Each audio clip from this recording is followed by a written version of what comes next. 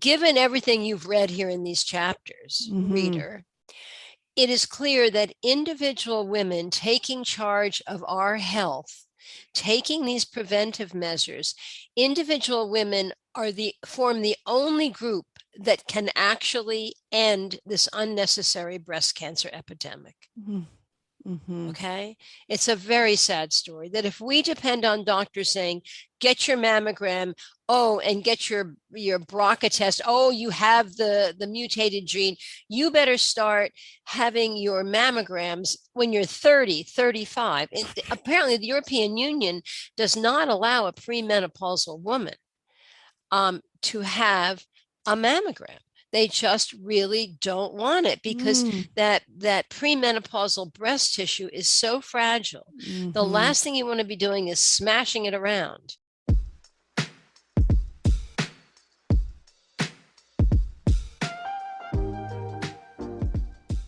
Welcome to I Think I Can podcast. My name is Luella Young.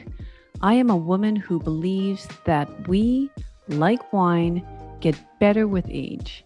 Age brings us wisdom, intuition, and a level of sophistication that is beyond the reach of youth. I am here to tell you that living a luxuriously rich and fulfilling life is in your reach. I Think I Can podcast will teach you to think differently in order to get different results. Allow me to show you how to do life effortlessly. This podcast is for the woman who is tired of playing by the rules of society, community, religion, parents, and partners. I Think I Can is all about becoming brave, authentic, purposeful, and strong. Listen weekly and you will find yourself living a life you could have only once dreamed of. Thoughts drive our physiology. So channel your thoughts with me into a life truly worth living. Enjoy the show. Hello, everyone. Welcome back to episode 33 on I Think I Can podcast. Today I have with me Dr. Susan Wadia-Ells. Susan is the author of the book, Busting Breast Cancer, 5 Simple Steps to Keep Breast Cancer Out of Your Body. She's also the founder of Busting Breast Cancer Education Project.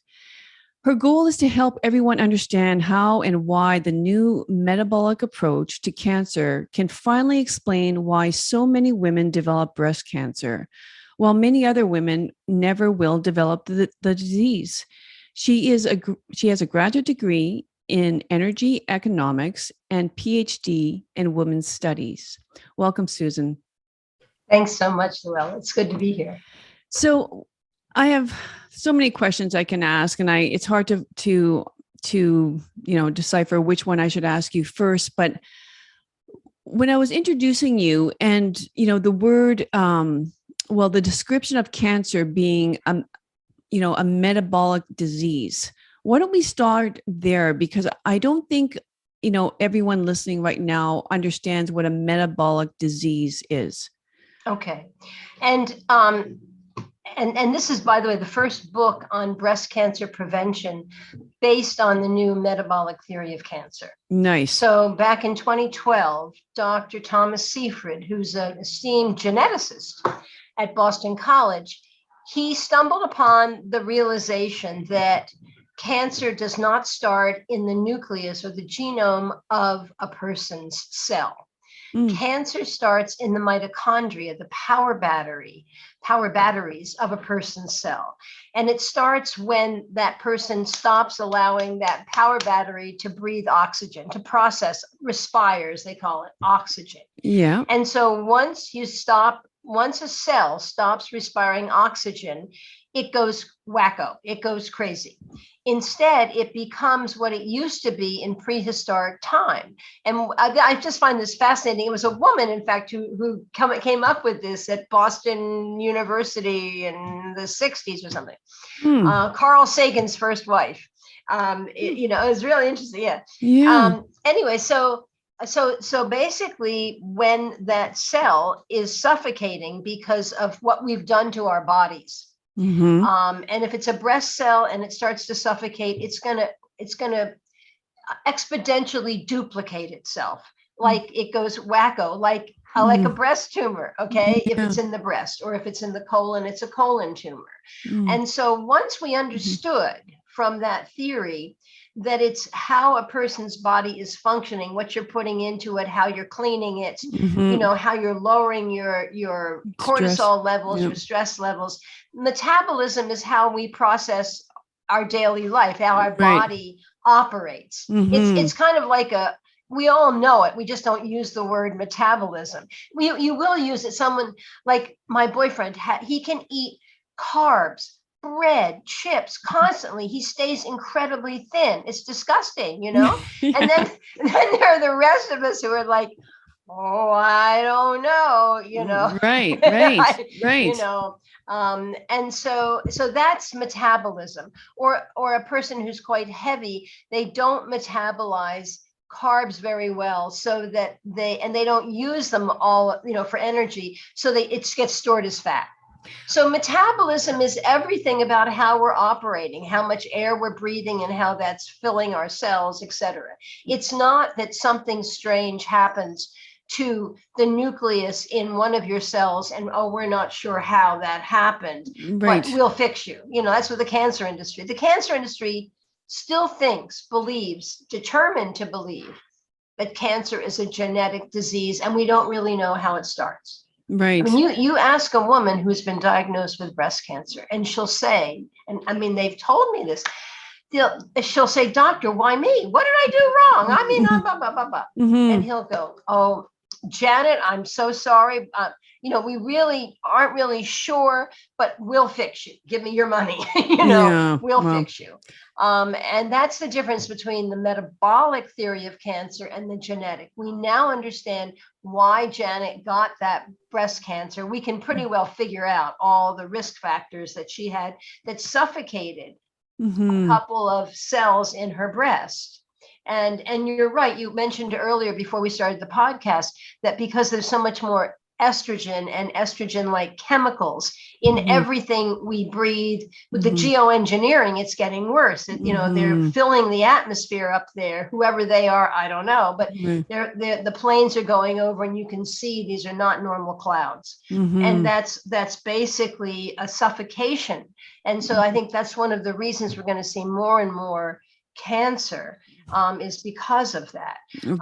The toxins. Yeah, exactly. So the toxins are in the cleaning fluids, they're in the foods. And so, as you said, the estrogen and estrogenic kinds of substances can go into the breasts, the ovaries, a few other organs. And so that's one of the reasons, one of the many reasons you're seeing an increase in breast cancer. So what do you think about let's say, and actually I just sent in like a DNA sample to a company, but if one gets their DNA read, through labs, and it shows up the BRCA1, the BRCA2 gene, which is, well known as sort of the breast cancer gene.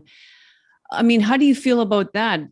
Is it like, I have a certain, Well, chapter 8, I think, in my book, and I should let your viewers, I have the PDF. Yeah. Good. Okay. So there's a whole chapter on the BRCA gene. Okay. And it's toward the end of the book.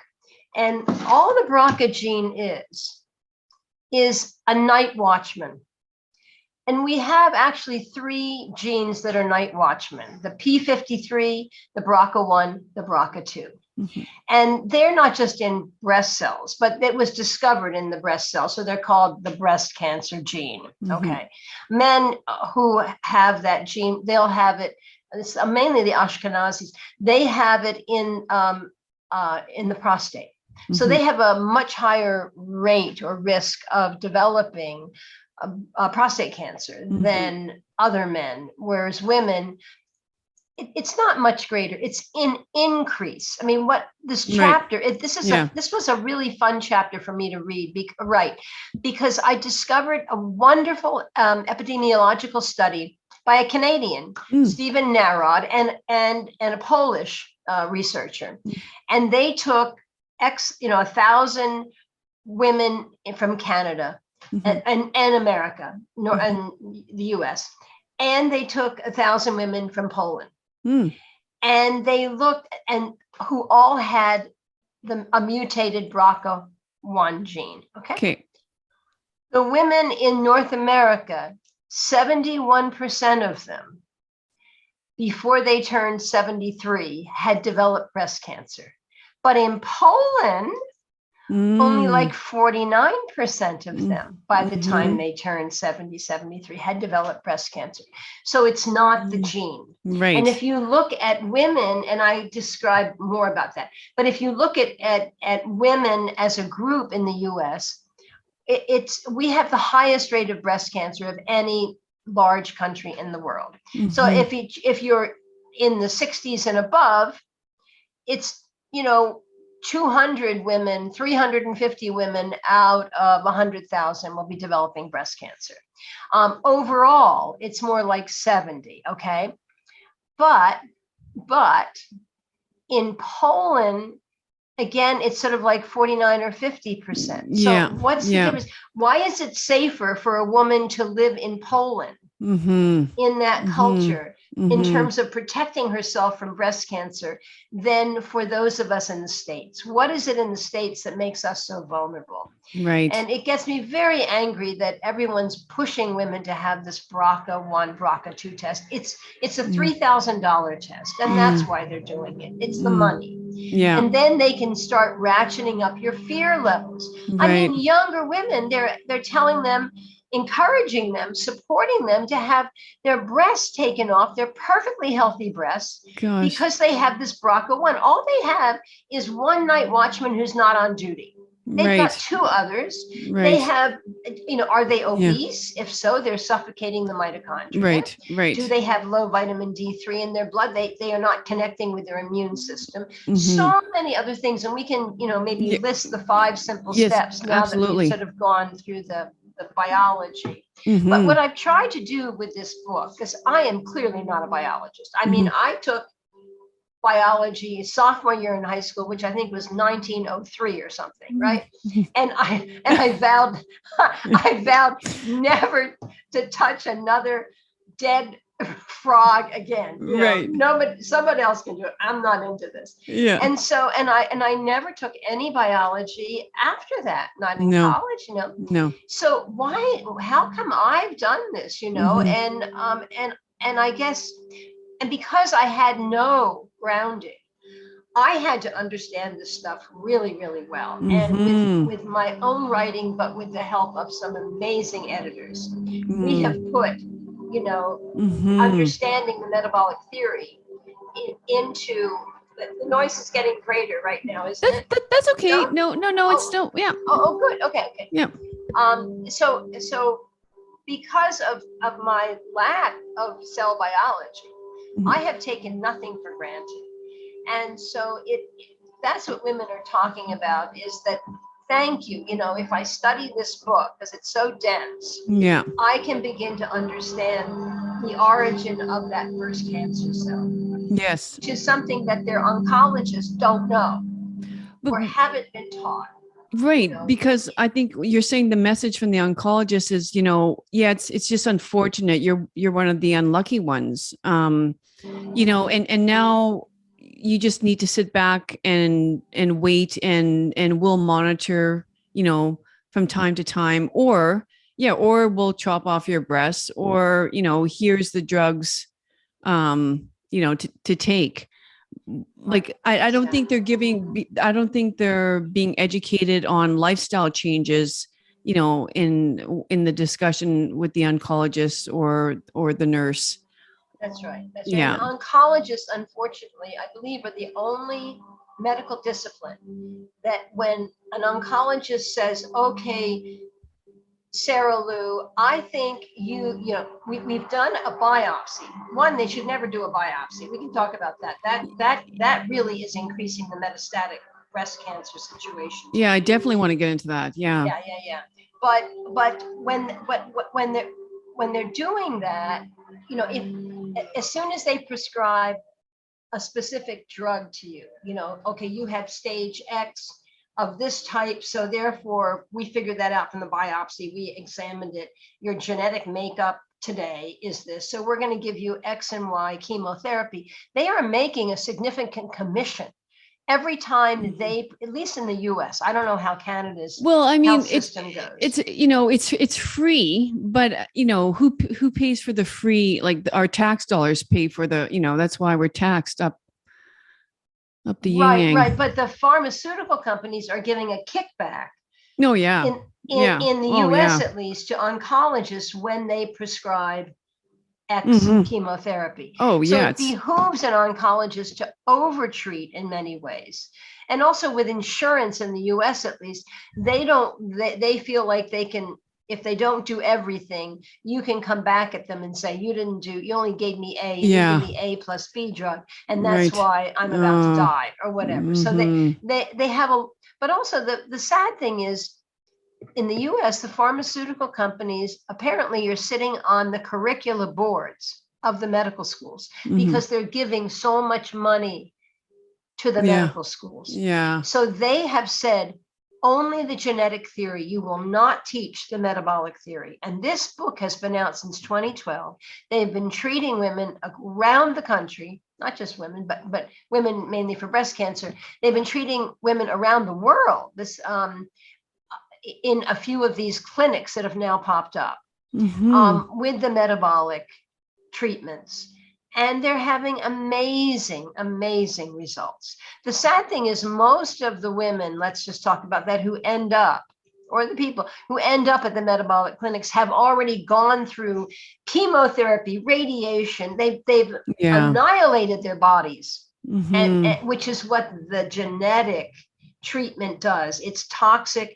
The last thing your body needs when it's fighting, cancer cells that are growing exponentially is to be poisoned or burned. It makes no sense. No. So the metabolic theory, the treatment, has to do with ketogenic diets, has to do with hyperbaric oxygen. It makes you healthier than in many cases than you were when you got the disease in the first place. Absolutely. Because you weren't very healthy when you got the disease. You might think you were. Yeah. But if you look, you're kind of like 40 pounds overweight. Oh, you kind of like don't exercise. Oh, you just lost your husband.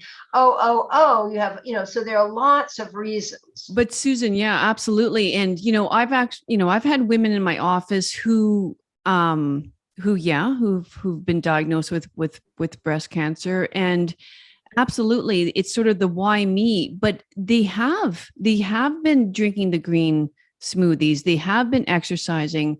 They've been doing a lot of great lifestyle, changes. But what I feel, and like, this is no, I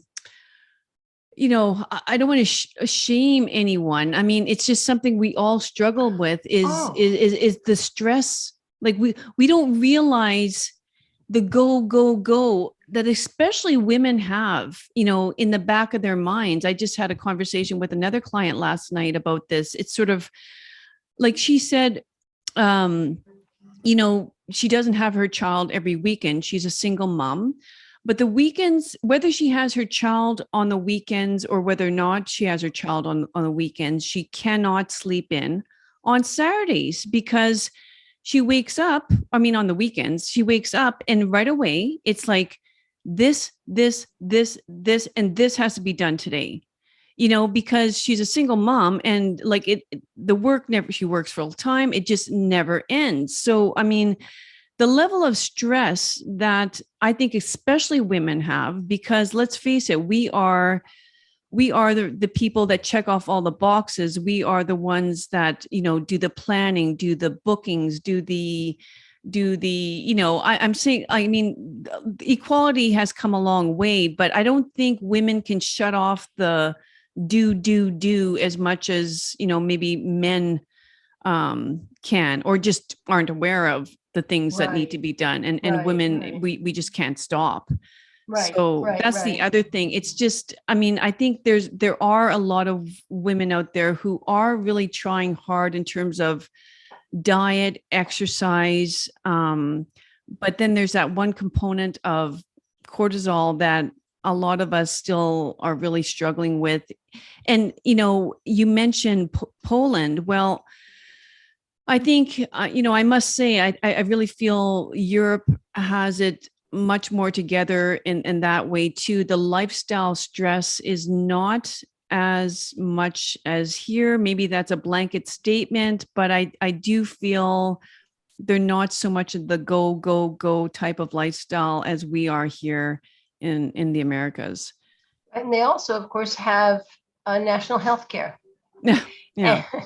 And in the US, it's disgusting. That's the only word you can say. It's just disgusting. But well, let's do the 5 simple steps, because I think because that woman who, is having the green matcha smoothies, etc., who's like, how come I got breast cancer? If we go through the 5 simple steps, then might then say, oh, absolutely. Let's do it. Okay. All right. So the first one is weight and food that goes in your body. Okay. So in the US, 75% of adult women are either overweight or obese. 33% within that 75%. 33% of women are morbidly obese, and the rest of that 75% are overweight. It has become commonplace. They're now like advertisements. You have the supersized racks, you have supersized websites, you have supersize is becoming beautiful because they want to sell things. All right. And every woman who has excess body fat, that fat is a 24/7 generator of a toxic level of estrogen. And I say it's very weak, but 24/7. And if you have a lot of body fat, you're inflaming. Your whole body is inflamed, completely inflamed, and that causes suffocation. So I think something like 20 or 30. If you are overweight or obese, I think your risk of developing breast cancer is ratcheted up by 20 to 30% immediately. Even if you have no stress in your life, you're toxifying yourself with your body fat. Yes. And then the other thing that's really important, and you have very skinny women who say, well, how did I get breast cancer? What are they eating? They might be like my partner who can eat bread and chips and, and he stays really thin. But that carbohydrate is like diesel fuel in your cells. It's dirty. And you're constantly having to eat because it's a fast burning, dirty diesel kind of fuel. And so you're suffocating your mitochondria with the food you're eating, with all of those starchy carbs. Whereas if you're on more of a ketogenic diet, a paleo diet, you're pushing a lot of vegetables, yes, which are your carbs, but there's no rice, virtually no bread. You're eating, rice cauliflower with Parmesan cheese, which is pretty good, and a lot of a moderate amount of protein. It's not Atkins diet. A keto diet is moderate protein. But a lot of fat. So avocado oil, coconut oil. And once you get into the keto, you're only eating 1 or 2 meals a day. You're not eating a lot, because if, let's say, you have bacon and eggs and toast usually for breakfast, you eat the bacon and the eggs and then you turn to the toast for some relief, because you're getting full just doing bacon and eggs and you want to enjoy your breakfast. So something you turn light. to the toast. But when you don't have toast, you're just looking at these bacon and eggs, you're not going to eat a lot. You get so satiated. You're like, thank you. And then throw in an avocado. Thank you. Thank you. You don't eat a lot. And if you can cut back on your fat, then your body starts to process your fat. That's why it's so wonderful and easy to lose weight, excess body fat on that keto. Because your body is not being fueled by glucose, the dirty fuel. It's being fueled by a high octane, high test gasoline called ketones. Mm-hmm. And ketones, I'm realizing, have only been understood since like the 60s, the late 60s, maybe. There's a beautiful, tiny little book out by Travis Christofferson. All of his stuff is good, but he, through COVID, he said, I couldn't just sit there in South Dakota or wherever he is. He's near you guys. He's just south of you guys. Yeah. He said, I had to do something. So he researched and he wrote this darling, beautifully written book on ketones and where the heck they come from and who discovered them and how they work. And it's a wonderful book. Mm-hmm. So if someone, and my book, if it has one deficit, and it was a planned deficit, I do not go into super detail on ketogenic diets, because so many wonderful people out there, writers, have so much more experience. I mean, I have very little experience. Well, you must know the work of Dr. Jason Fung too, because of course, the obesity code, and then he wrote, well, I guess after your book came out, the obesity, the cancer code as well, I think, and he's.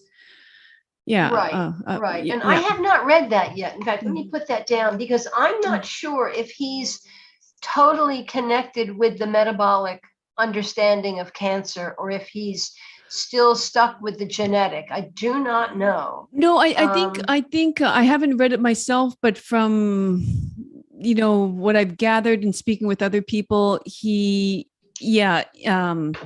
what is it called? Immunotherapy he touches on, as well as, definitely the metabolic theory of cancer treatment. For sure he does. I think it's genetics is very, very little. Like, I think he thinks like you and I, it's like, okay, it's there, it's 20% of your destiny, but the rest is definitely your environment and your lifestyle.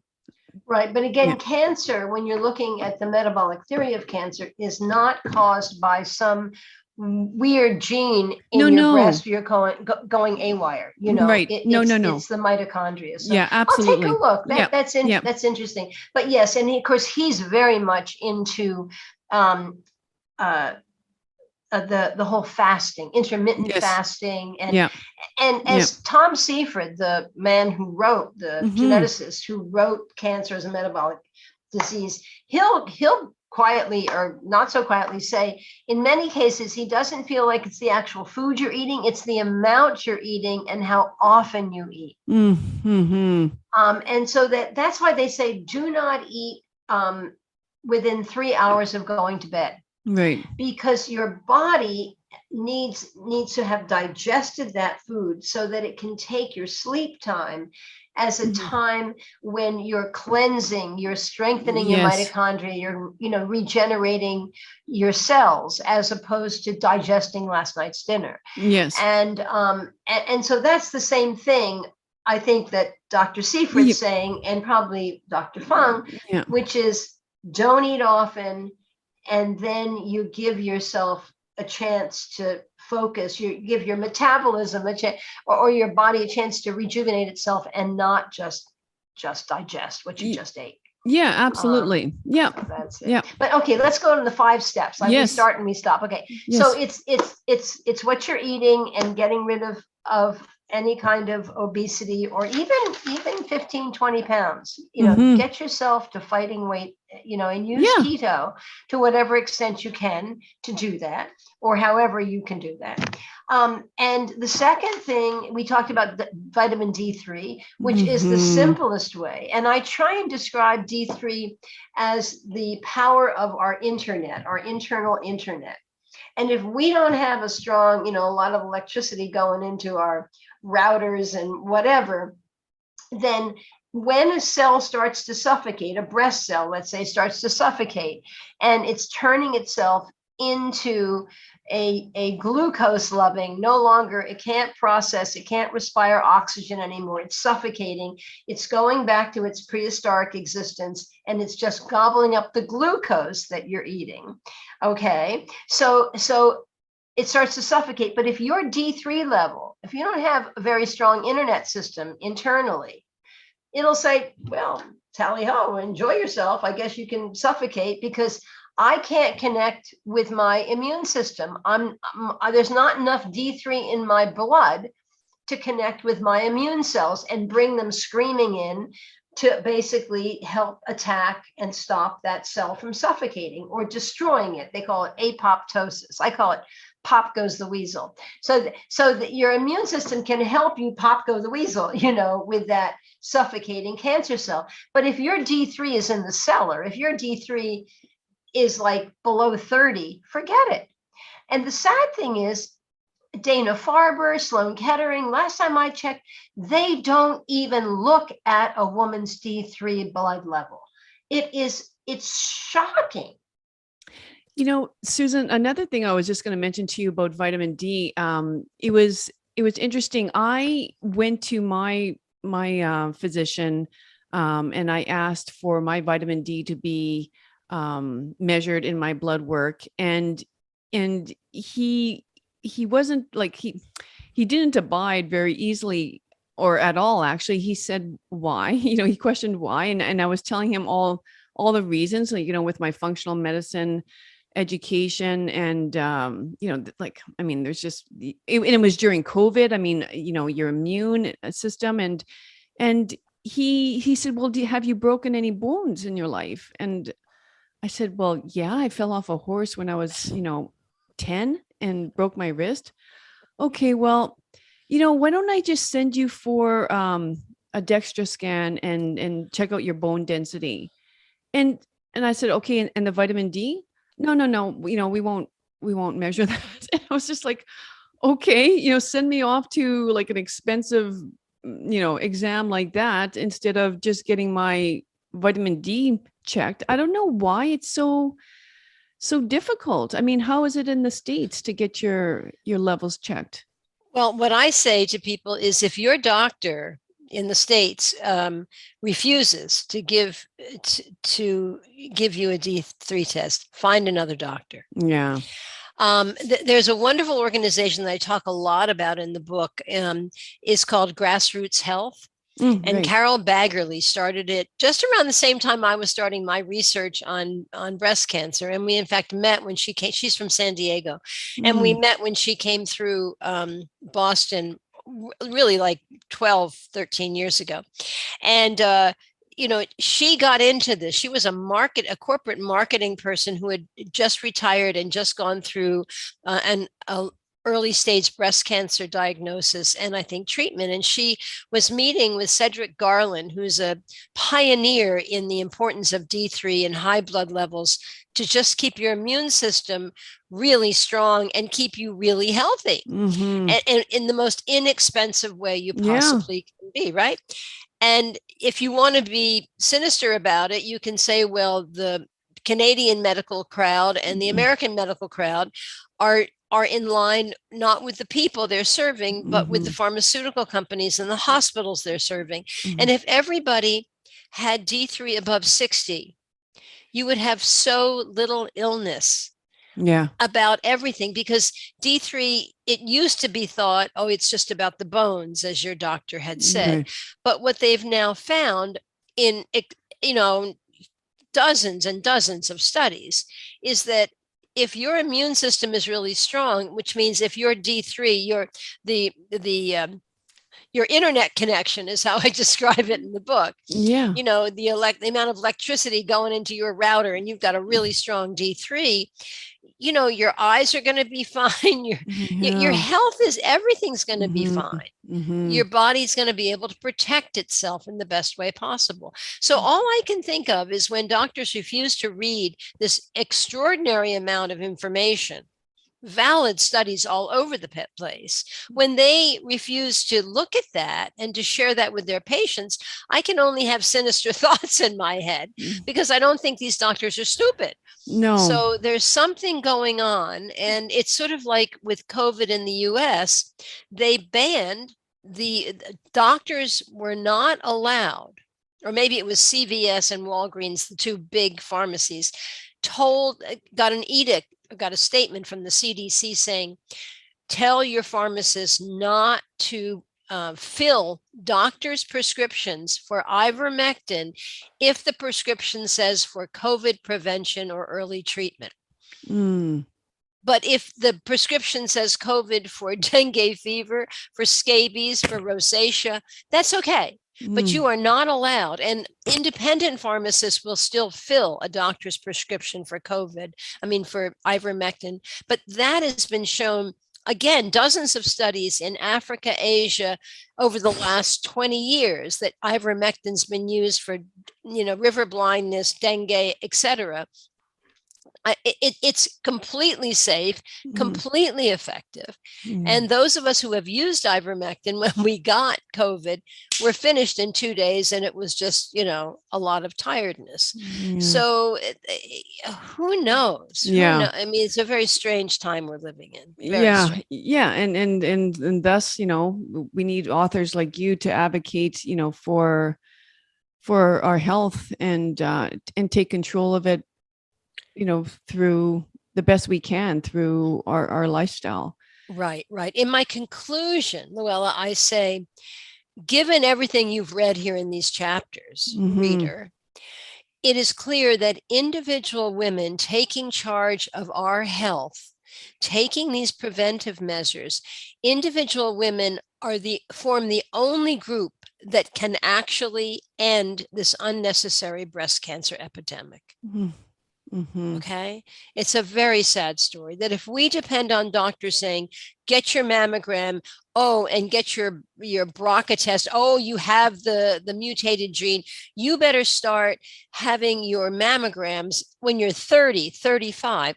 Apparently the European Union does not allow a premenopausal woman to have a mammogram. They just really don't want it because that premenopausal breast tissue is so fragile. The last thing you want to be doing is smashing it around.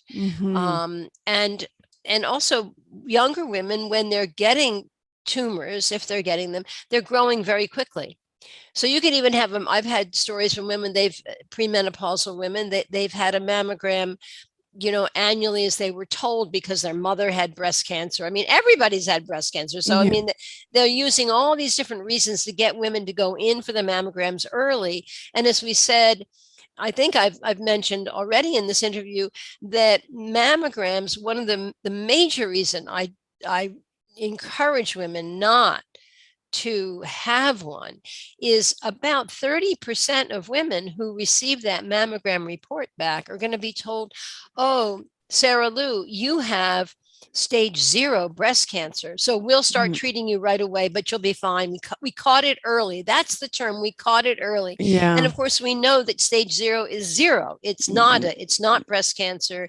It's not going to become possibly, 10% of women in 10 years or something will develop breast cancer if they are today diagnosed with this atypical cells, DCIS. It's a misnomer to call it ductal carcinoma. It's not cancer. No, I think maybe a lot of people don't even know this, but we all have precancerous cells in our body. Like we all do. Well, as Tom Seifert says, we're always, if our immune system's strong, we're suffocating mitochondria because we ate these chemicals in the food or we inhaled this or whatever. But our body's immune system, if that D3 is strong enough, are creating the apoptosis. The pop goes the weasel, the self-annihilation of the cell. That's supposed to happen. That's how we stay healthy. Yes. So yes, we're always creating this stuff, but if we have strength in our immune system, we wipe it out immediately. And so why doctors don't want to share that gets scary when you carry that out. So 60 and above is a pretty safe range, and as we age, should it be higher, or is it just, I think it's more difficult to obtain the 60 as we age. So that's true. True. Also, well, they say the studies show that breast cancer, because breast cancer tumors grow faster, some of them, than any other kind of tumor, apparently, which I found very interesting, like the triple negative and some of the HER2 positive. They grow quite quickly. And so as a result, this test showed that there's never been, I've seen this written and I can't find it again, but they've never diagnosed a woman with breast cancer who has a D3 blood level above 60.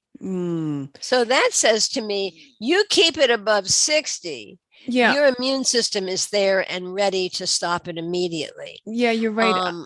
I You know, have come across that research as well. It was mentioned in, I think, another podcast, and I can't put my finger on it either, but it's, well, yeah.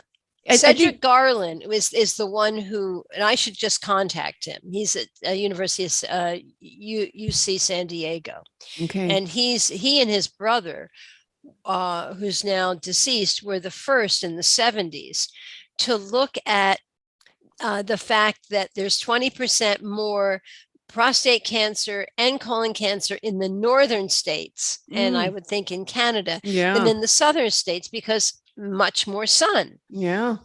And they were the first to show the sun helps you raise your vitamin D3, keeps you healthy, lowers cancer rates. And you mentioned something about the correlation between the amount of sunscreen used and yeah. There's a beautiful chart in my book, Busting Breast Cancer, in the chapter on D3, and it was done by the state of Connecticut in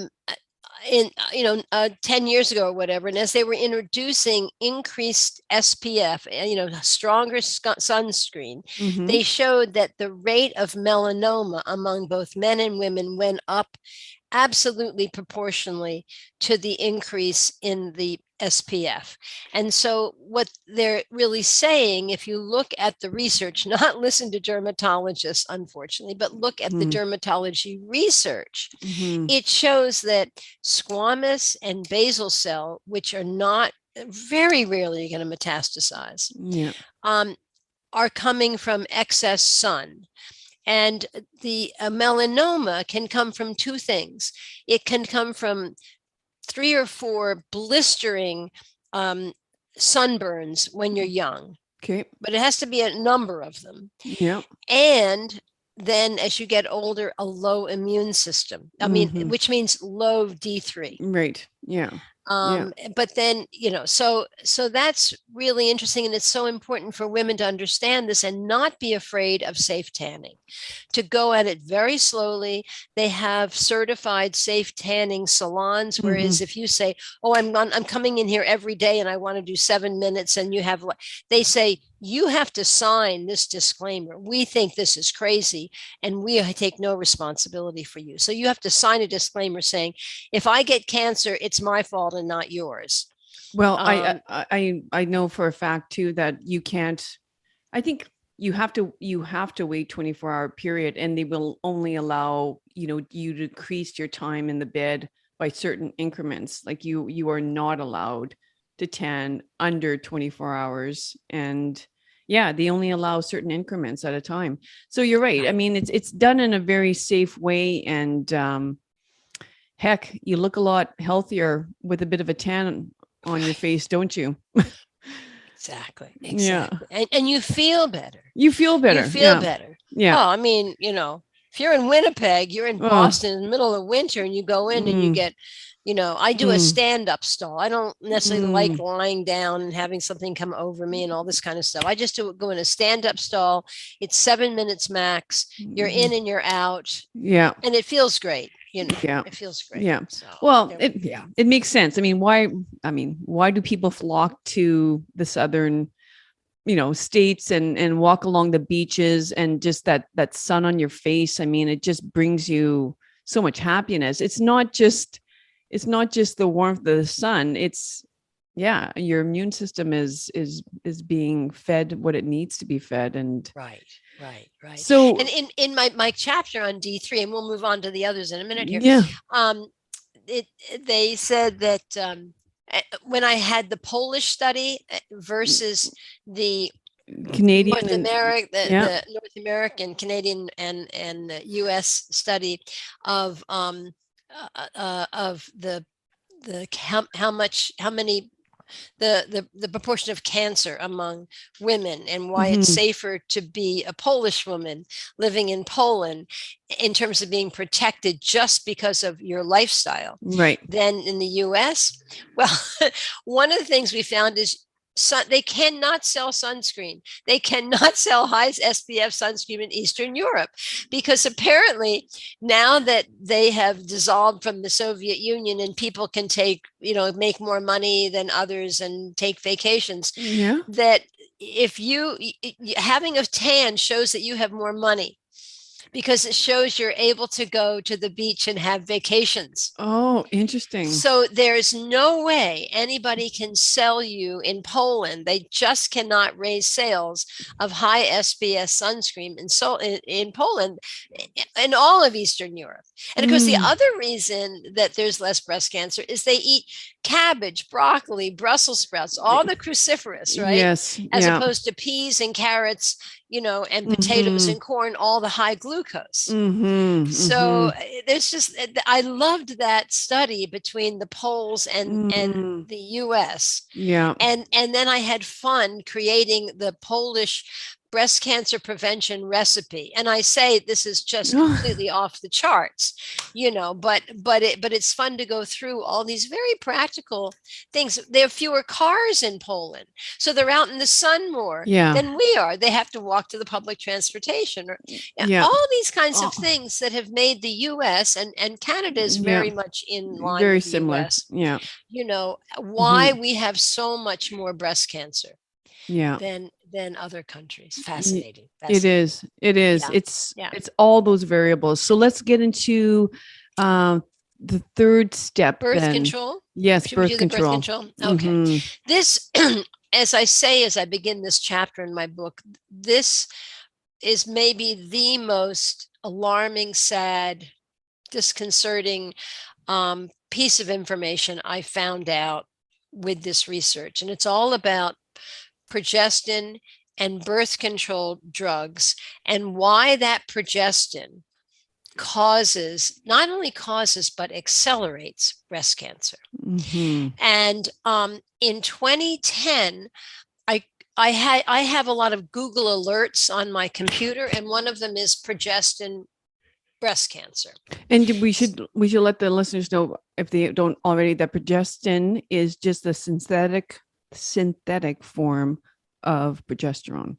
That's right. Yeah. And what they found when they were making the birth control drugs, they found that they had to use a chemical progestin in order to patent it and make money. Okay. So they couldn't use regular natural progesterone. They had to use a chemical, just like they use the chemical the pregnant mare's Premarin, the pregnant mare's urine.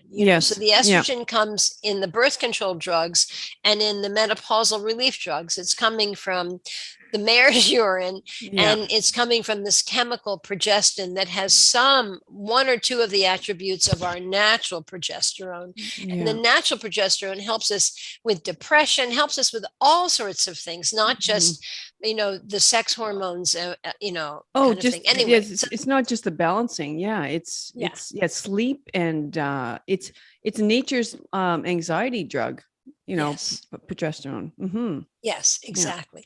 So anyway, in 2010, it was published in October issue of Nature magazine, and it was a blue ribbon panel, international panel, led by this guy who is Austrian, and they after 10 years of in these different labs around the world, they finally, I guess they used mice, et cetera, and they finally isolated exactly how the progestin causes and or accelerates any existing breast cancer cells.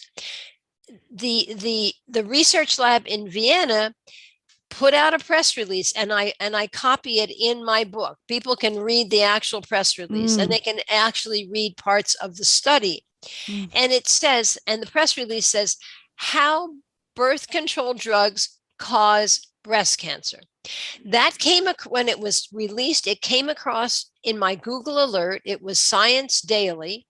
Nobody else picked it up. Nobody else picked it up since. I quickly wrote a very short, it was a chapter kind of thing, and I published an ebook. I figured someone's got to publish this. So the ebook, it's no longer available. I should get it back out there again. But instead, you've got the chapter in this book right here that describes. And the saddest thing is, to me, is to this day, only some researchers are aware of that study, but other researchers and the general public, they've never made that public. And one of the members of that 12-member international research team that discovered this is currently the CEO and president of Dana-Farber Cancer Center. Oh. And she runs what they call, one of the programs is, I don't know, the breast cancer treatment for younger women. And there have been over 3,000 women, $100,000 a piece they have to pay, or their insurance or somebody. Yeah. And they have shown unequivocally exactly how the birth control drugs are causing the younger women to get the breast cancer, but they haven't told the younger women this. I find that unconscionable. Yeah. Unconscionable. And I talk about that very strongly in the book. And in fact, a friend of mine who had been diagnosed with breast cancer, and she went to Dana-Farber, she said, as you walk in, the first time you walk in the waiting room for your appointment after having been diagnosed, there's a sort of an automatic questionnaire. There are about 5 questions they want you to answer: your name, your whatever. Yeah. Have you ever used, are you currently using birth control pills? That's the only sort of specific question other than your name, your address, your age, etc. So they understand, they're tracking it, but they're not speaking about it. Right. And now, of course, with the Roe versus Wade being whomped in the US, and abortions are now illegal unless your state has has another law to override that. More and more women are going to be, running to the birth control drugs. Exactly. I never thought about that. So you're going to see it go up because this, and I talk about this too in the book, the FDA has made it, they have classified, about 20 years ago, they classified the copper coil that every older women, we all know about the copper coil. It's a 50-cent device. It's good for about 10 years. There's no hormones. It's quite effective, but it's one size fits all, because in the US, it's the only hormone-free IUD you're allowed to buy. They've blocked all of the European makes, model, sizes of hormone-free IUDs from coming into the US because they decided overnight in 1999, I think, that because there's a touch of copper in that copper coil, it is a drug. It is not a medical device. So, and that therefore forces women, because the one size fits all is not necessarily great. We have different size and shapes uteruses. Oh, right? Yeah. Really? Yeah. So the Paragard is only, and that's the name of that one legal IUD, hormone-free IUD. So that then also forces women to go on or stay on birth control drugs. And that raises breast cancer rates, that increases the income. So the whole thing becomes very, very sad. And it's a very important consequence of using birth control. Obviously, breast cancer increase, but there's so many other reasons too that we shouldn't be using birth control. Yeah. Right. Yeah. Right. Yes. Exactly. And it makes me so sad that Planned Parenthood will say, when you first start birth control drugs, there are a couple things that'll seem out of sort, but everything gets better and then you're fine. They plug birth control drugs. Yeah. They plug it, and they make money on their birth control drugs. I mean, they have a lot of good services. I, in fact, certainly used a Planned Parenthood clinic as my OBGYN, for many years when I was in my 40s, but and also, GPs or physicians are also I've had clients that are postmenopausal and it's still on birth control, Yes. and it's for menopause, side effects. It's just ridiculous. Right. Well, they'll put 13 and 14-year-old girls on birth control drugs for acne. Acne. Yeah. They're touting all these other, it becomes what are they, the everyday lifestyle drug. Right. And Yeah. if you want to only have your period 4 times a year, you get seasonal birth control drugs. If you want to do this, you get this birth control drug. So let's make your life easier. Let's shove birth control. Let's shove that progestin down you and increase your breast cancer, and then we'll treat you and make money. It's all about the money in the end. Yeah. I know everything you've spoken about so far is pointing towards pharmaceutical companies, and they say the world is driven by money, and I think we only have to look at our healthcare to see that really clearly. Yeah. So okay, so well, have we done the 5 now? No, we need to go to we got to speak about mammograms and okay. And step 5, cleaning your brain and body every day. Right. So let's hit the mammograms. Okay. Well, mammograms are probably the hottest topic in this book that gets a lot of women very angry, and it gets a lot of women very happy. I mean, there's a whole underground group of women who will say, don't tell anybody, but I've never had a mammogram, and they're 85 years old, I won't let them do that stupid thing to me. Thank you very much. And they've never been diagnosed with breast cancer. Isn't that interesting? Isn't that interesting? But what I finally came to realize, the bottom line here is the mammogram industry, not only is it outdated and barbaric, the whole procedure, and unnecessary, because ultrasound has taken, and there are many different modern ways of using ultrasound that are so much better than any mammograms, and it's non-toxic. But every time small companies start to put out these, Sonosine is one of them, GE and the mammogram industry comes in and tries to annihilate the small companies, because they do not want mammograms to be, quote, outdated, because with mammograms, that's the only way they can tell a woman, oh, Daisy May, you have stage 0 breast cancer, but you're so lucky. We found it early, and we're going to start treating you now, and no problems. Just give us your money, or give us your insurance card, and we'll take care of you. And then what happens is, you and I have talked in the past, they'll do a biopsy. They'll stick, you've got in situ, you don't have cancer, you have atypical cells in your breast duct, and they stick a needle in there and pull it out.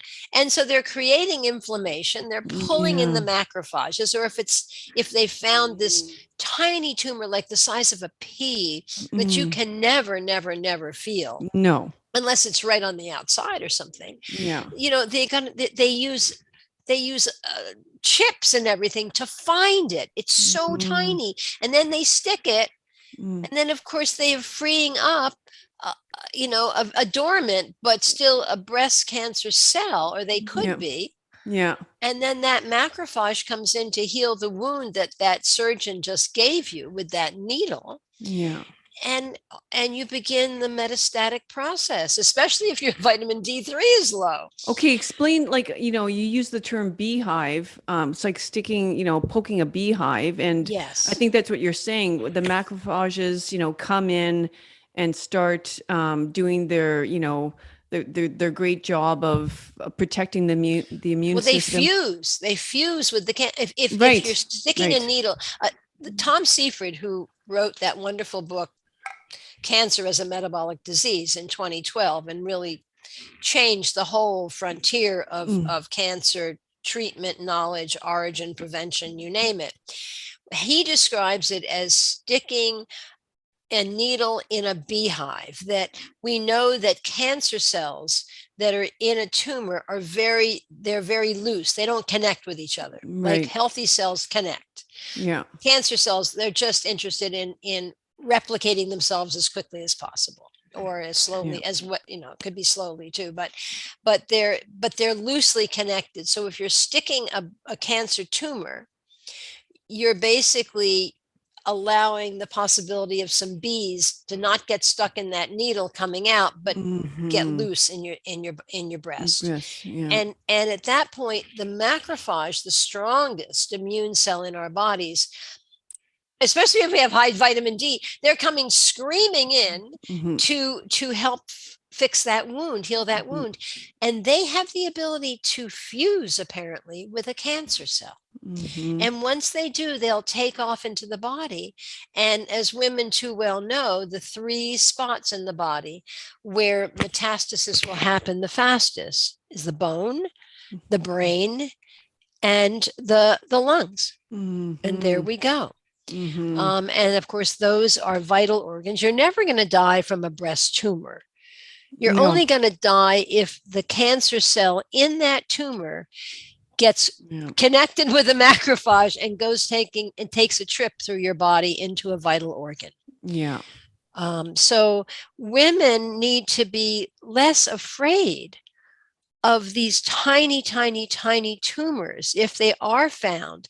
There are few breast surgeons, and I name some of them in my book, who will say, look, you had a mammogram, it shows a tumor that's this big.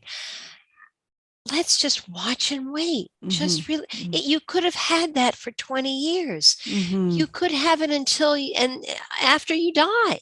Just don't mess around with things. You don't want inflammation.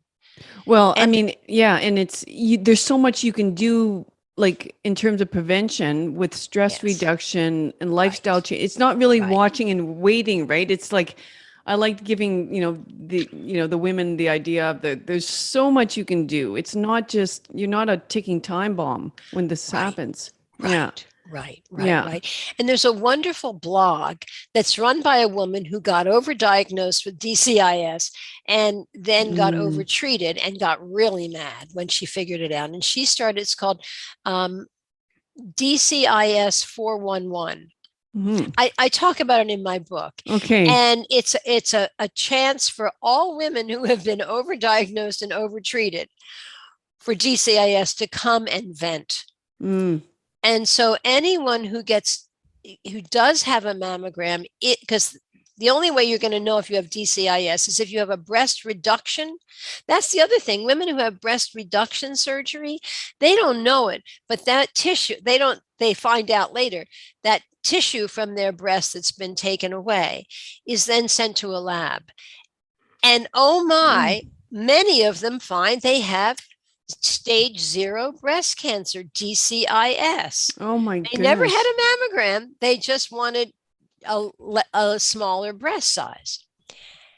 And so then they're again, Daisy May, we can treat you. Don't worry. We found it early. You're so lucky you decided to have your breast reduction. And we took a look at this. So that's another thing to worry about. What I've realized is that mammograms are the major feeder system for this unnecessary breast cancer epidemic. And the GEs of the world will never give up mammograms. I mean, I don't know. There's no need for them, but they don't want to lose that entry point, that feeder system into the breast cancer, and the treatment, the money.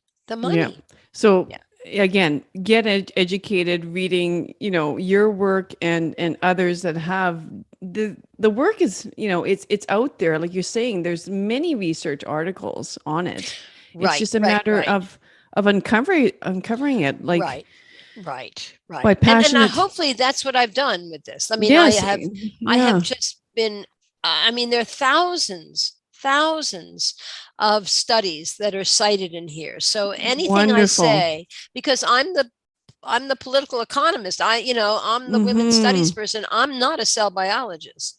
So I had to find cell biologists and medical personnel and epidemiologists that show statistically or from laboratory studies what I'm saying, why I'm saying it. You had to validate, your your work somehow. And Right. yeah.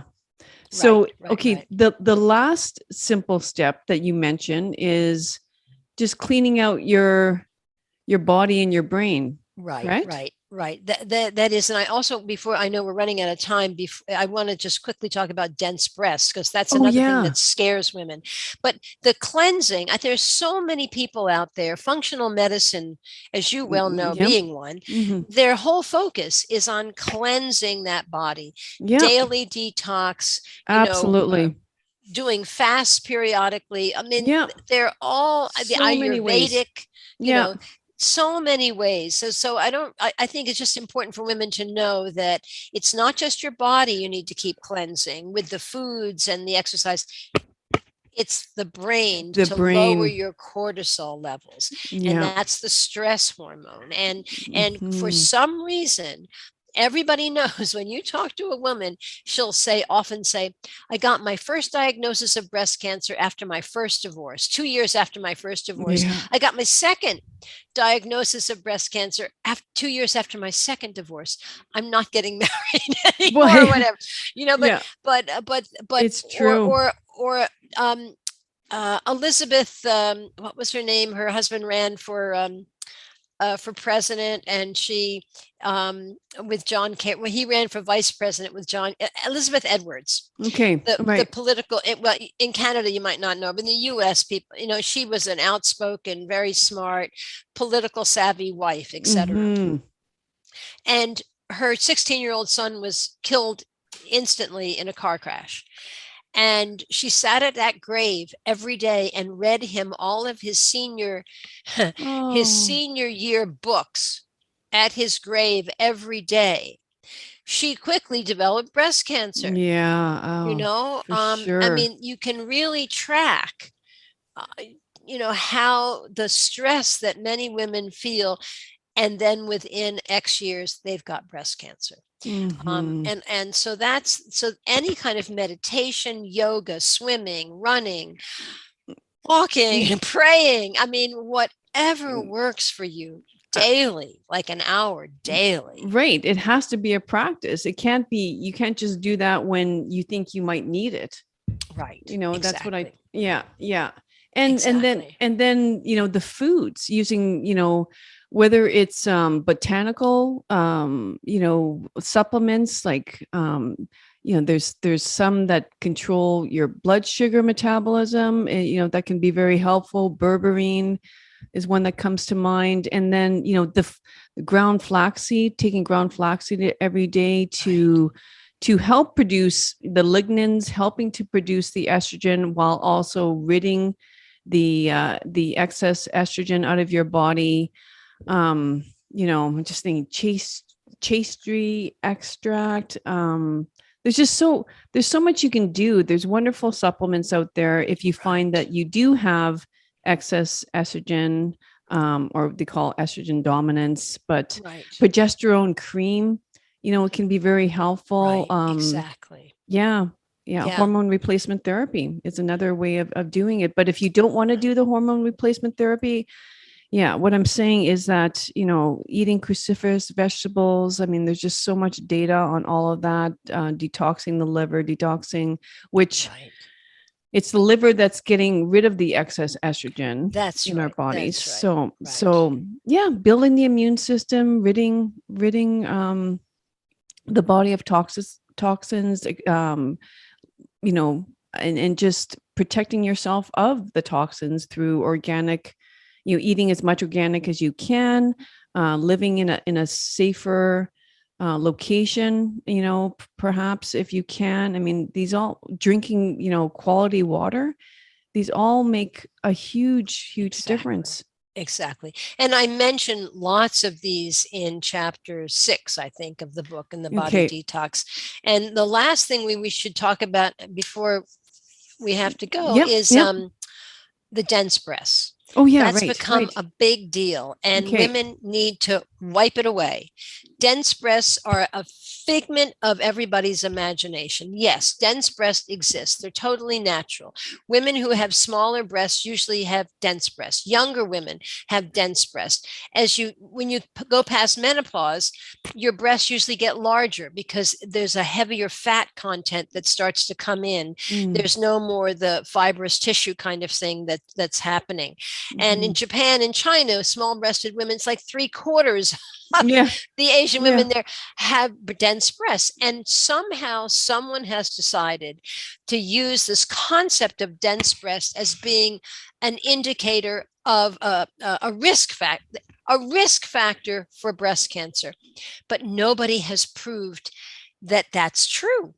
Mm. And I spent, I don't know, 3 weeks. It was fascinating. Maybe it was even a month.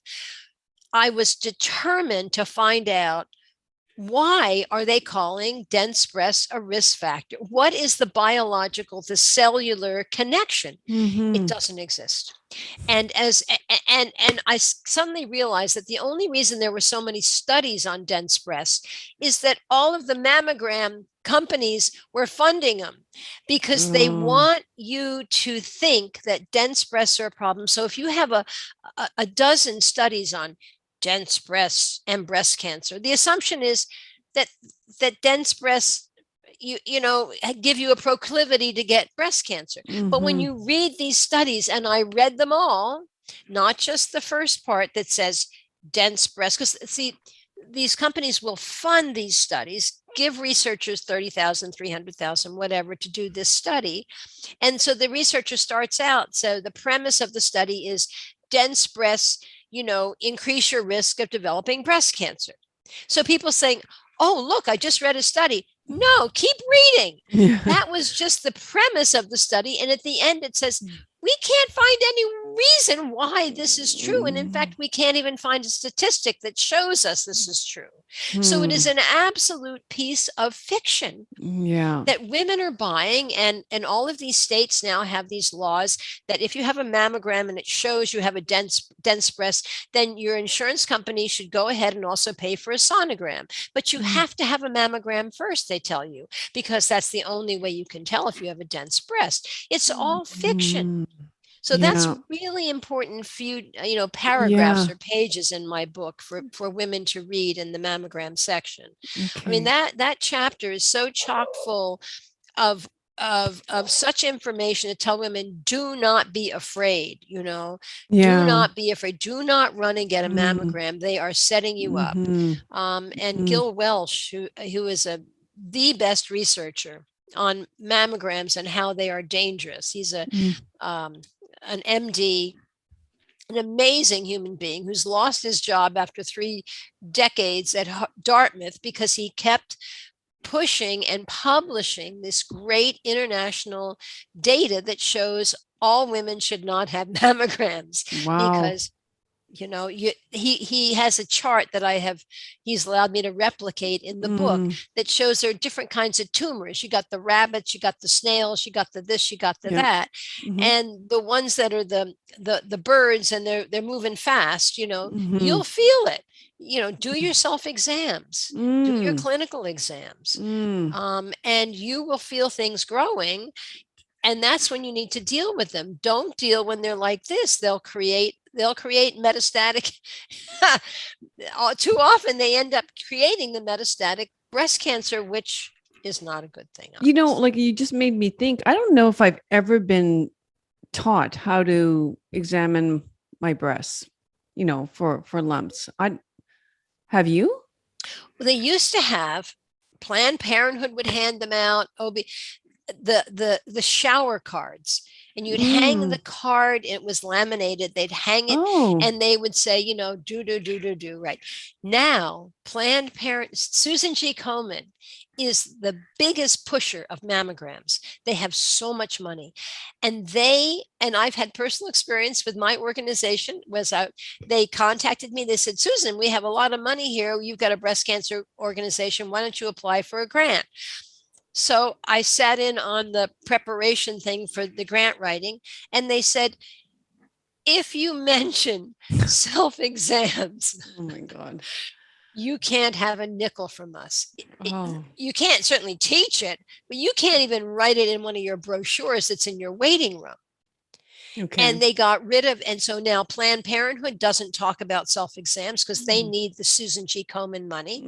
I mean, just think of the thousands of women's community clinics that depend on that Susan G. Komen money to stay open.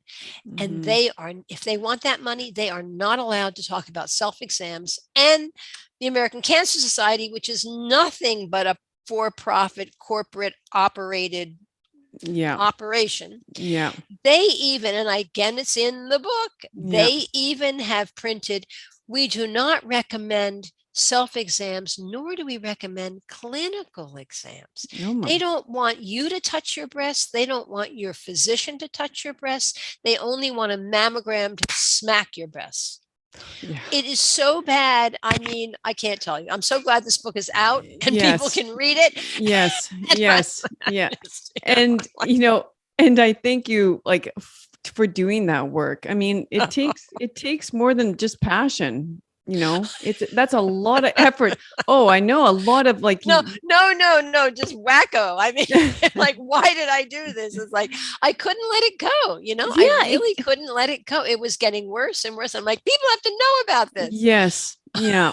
No. Well, I mean, and that's what drives that. It's the emotion that drives, you know, the energy to do it, to wake up and do it every day.